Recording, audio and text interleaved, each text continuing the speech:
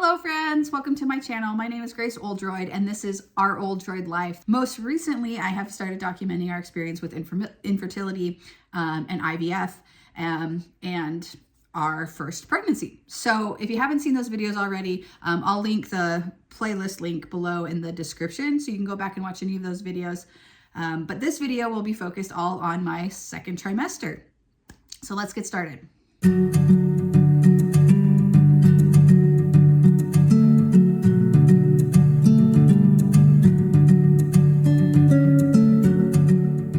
So full transparency, I'm actually out of my second trimester right now. I'm actually 34 weeks and 3 days or something. So overall, honestly, for the second trimester, I felt pretty great. Energy levels were pretty good. I was able to still continue to do normal activities. And keep in mind that a lot of the activities that I was doing during my second trimester were things that I was doing on a daily basis prior to even getting pregnant. And so I was able to maintain my general routine of exercise and nutrition. I actually welcomed in the second trimester while I was out on a backpacking trip with my sister and some friends in the Wind River Range in Wyoming. So I remember waking up that morning and I just remember having this such an overwhelming feeling of gratitude of one, that I made it to the second trimester, and two, that I was feeling well enough to be able to go and do these type of things that bring me joy and just spend time in places that I love to be. And so it was kind of fun to do the hike and being like, I've got a little baby with me on this experience. My husband and I and a friend summited Mount Nebo as well. We made it! Nebo! And we're getting off before that gets us. I was able to continue to be physically active. I definitely was slower and I definitely had to stop and catch my breath more, but overall I felt well enough that I was able to do that. And I actually set a goal that I wanted to try to stay active in my pregnancy as long as possible. And so what I've been doing every single day is I take our dog Charlie for a walk, and I go kind of up in the just the hills by our house. And so I've been doing that once a day. Most days I do that twice a day. It ends up being about 2 miles each way, or each time I do it. So I've definitely felt, as my second trimester progressed, it became more challenging to do it, but I'm still able to do it. Even to this day, I'm still able to do it. And I think that has been huge in helping my mood and my body, is just getting out and moving every single day. 20 weeks, 21 weeks today. Beautiful fall day. I didn't really have any cravings per se. I like to eat. And there were times where I'd feel really hungry and I just know I ate a bunch. So I definitely had an appetite, but not any real aversions or anything. I ate a lot of eggs. So we have chickens, and so I ate a lot of eggs. Avocado toast. I had probably 2 or 3 weeks where I was eating avocado toast every day. In addition to that, also, we had a garden, and so we were getting a lot of squash and zucchini and cherry tomatoes and things like that. So I was eating a lot of fresh produce from our garden and our chickens, which, yeah. And I was also eating a lot of junk food, I'll be honest, as well. So I think I had a nice balance of, good nutrition, but also, I ate chips and I ate, I had a soda every once in a while. But my whole approach to this pregnancy and my nutrition is that I just wanted to make sure that I was fueling my body well, but I also wasn't creating habits that weren't sustainable for me. Between my physical activity and my nutrition, honestly, I felt really good. And I will say that at least the number one thing that I haven't enjoyed about being pregnant is the heartburn. I had a couple bouts where my heartburn would be so bad that it was awful. Nothing worked. A week where it would just be awful, and then it would go away. and I'd be totally fine for a couple weeks. And then I'd have 2 or 3 days where it comes back and it was just super miserable. I think I ended up throwing up like once or twice because it was just so like painful, and you know, between heartburn and acid reflux and indigestion, it was just awful. But honestly, I think overall, like for my whole second trimester, I probably had maybe a total of 2 weeks in which I was really uncomfortable, and then it would just disappear. Honestly, I really enjoyed the second trimester. And I really threw myself in the second trimester into just learning everything I could about labor and delivery, about my body, about postpartum care. And I really enjoyed just diving in and learning everything I could. I'm the kind of person that I love to just gather tons of information and then to be able to like take what resonates with me and make decisions where I feel empowered to make good decisions. Couple things about the second trimester is the 20-week anatomy scan. So baby was fine. I did have, I think there were 3 polyps that were growing on my uterus. And they said that they weren't in the way of the placenta, they weren't in the way of the cervix, and that they could go away before delivery. They may get bigger, they may stay the same. And so I was encouraged to schedule another ultrasound as it got closer to delivery, to just check and see how they progressed over the last couple months. But that was the one thing that it was like, okay, you do have some polyps growing on your uterus. And so I talked to the midwife and the groups, or I talked to the midwife about that, and kind of we went over like what that could mean for delivery, what that could mean for the safety of me and for the baby. And so created a plan around that, but overall feeling pretty confident and pretty good. So I'll go in for my ultrasound and kind of get a better idea of if they're still there, what they're looking like, and yeah. Leading up to the 20-week anatomy scan, my husband and I were discussing whether or not we wanted to find out the gender. I was kind of on the camp of like, let's let it be a surprise. It doesn't really matter to me if it's a boy or a girl. I just was like, I don't really care. It doesn't matter to me. So I was kind of on the camp of like, let's have it be a surprise. I think that'd be fun. Where Andrew was like, no, I want to know. And so we had some discussions around it, and ultimately we decided that he would find out the gender and I wouldn't find out the gender. I will say it has been hard to like visualize having a baby, because it's hard for me to be like, is this a boy or is it a girl, and names and things like that. But I don't really have like, I'm like, we'll cross that bridge when we get there. Like I'll have the baby and then that will be the baby, you know? And so, yeah, so we went into our scan and everything looked great. Baby was measuring normally, and everything looked good with the baby. And so that was good. And then when they got to the part where, you know, they could, you know, looked at the sex of the baby, I looked away, I plugged my ears. I was like, I don't want to know. And then Andrew was able to see on the screen, and I was kind of afraid that I'd be able to like know by his reaction, but he did really good. Like he kind of just had a good poker face, and he seemed okay. He was kind of gunning for a boy. He's like, I really want a boy. And I was like, well, what if it's a girl? Like, are you gonna be okay with it and stuff? And so I couldn't tell by his reaction whether it was a boy or a girl. And so, yeah, we kind of moved on from that. And as I mentioned earlier, I'm actually 34 weeks pregnant right now, and I still don't know, and he has kept it a secret. So at the end of this video, I want to do some of those old wives' tales and get your guys' thoughts on whether you think it's a boy or a girl. So that will be at the end of this video. But okay, so that was the 20-week scan. So now I want to talk about the gestational diabetes. So I was really, really nervous about getting gestational diabetes. Diabetes runs in my family. I have a sweet tooth.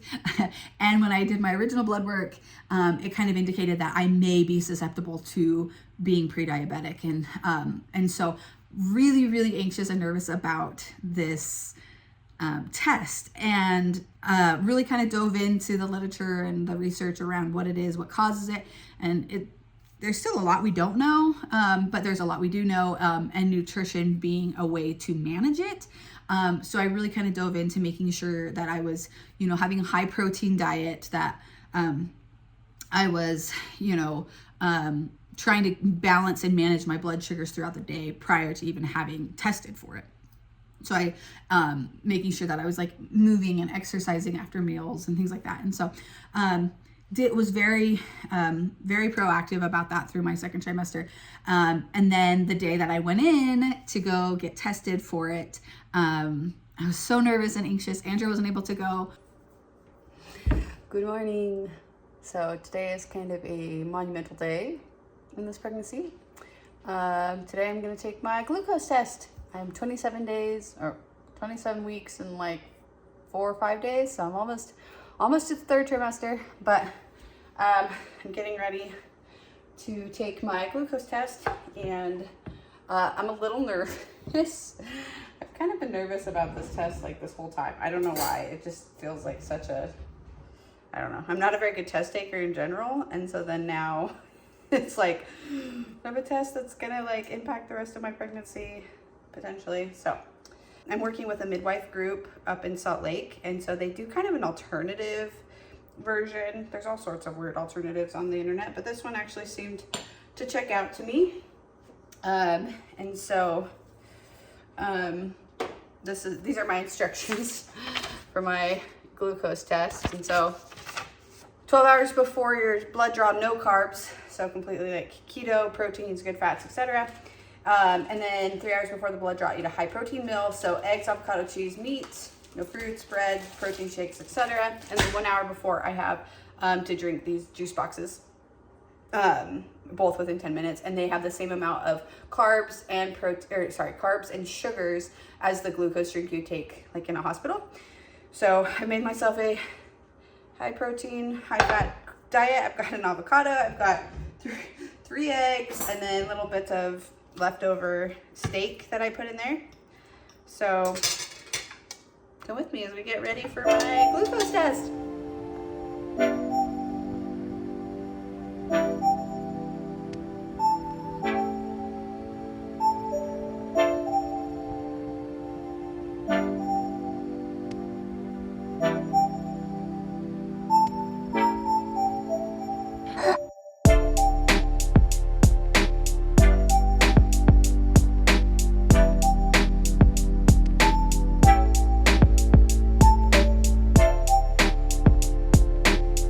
Okay, ready or not, here we go.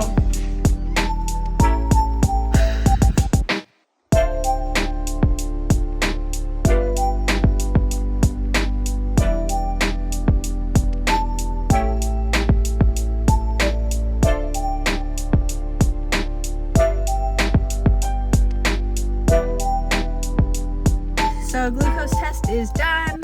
They drew my blood. I'm measuring 28 weeks, which is perfect. And heartbeat was good. It was like in the 140s.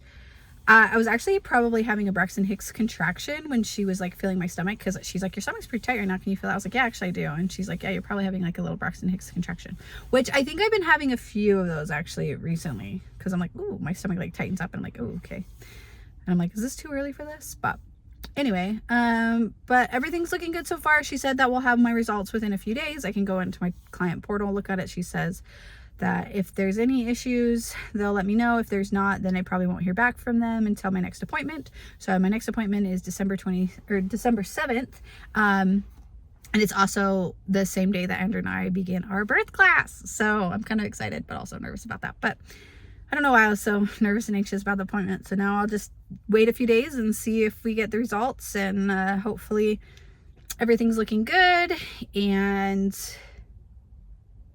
you know, that baby's healthy and mama's healthy, and yeah, but yay, exciting. I actually got my test result on Thanksgiving Day, and I was sitting on the couch with my husband, and we were getting ready, like just kind of chilling before we went over to families for Thanksgiving.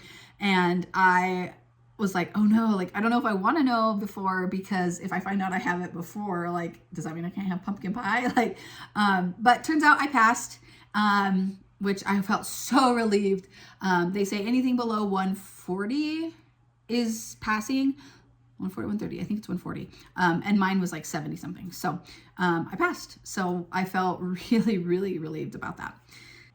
A couple other things about the second trimester. That's when I really started to feel the baby move. It's been fun to feel the baby move. It's hard to catch on camera. And honestly, like anytime that I'd be like, hey Andrew, look, the baby's moving, like he would put his hand and it would like stop. So he hasn't had as many. He has felt the baby move, but not as much as I have. I haven't really noticed any patterns at this point. I didn't really notice any patterns of movement, but definitely felt the kicks and the things like that. And that's the thing that I have enjoyed the most, is just being like, okay, there's something there, and just trying to connect and bond with the baby as much as possible before it comes. So, okay. So that kind of sums up my experience with the second trimester. Overall, it was a great positive experience. Some minor inconveniences with heartburn, passed my gestational diabetes test, did our 20-week scan. Second trimester was kind of a breeze. So, okay, so I wanted to do some of the old wives' tales to do like the gender predictions just for fun and see what you guys think. So I'll go over some of the classics, and then I'll tell you kind of my experience, and then you can let me know below if you think we're having a boy or a girl. Okay, so first thing, cravings, sweet versus salty. So they say if your cravings are sweet, it's a girl. If it's salty, it's a boy. I would say I haven't really had a ton of cravings, but I would say that I have a sweet tooth. I've always had a sweet tooth. So when I do crave something, it typically is sweet, which would mean a girl. Next thing is morning sickness. So if they say if you have it, it's a girl. If you don't have it, it's a boy. I didn't really have any morning sickness at all, at all. So according to that, boy. The linea nigra. I actually don't have it. I haven't developed it yet.